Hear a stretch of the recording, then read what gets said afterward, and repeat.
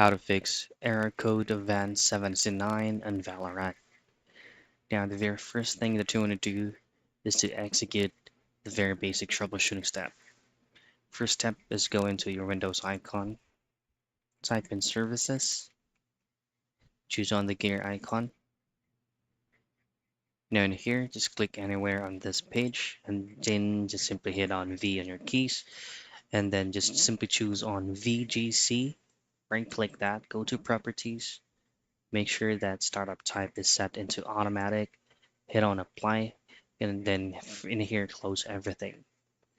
Now just simply relaunch Valorant. If it's not working, then go back to the Windows icon, type in firewall, choose on Windows Defender Firewall. Now choose on allow an app or feature through Windows Defender Firewall. In here, just choose on allow another app, and hit on browse.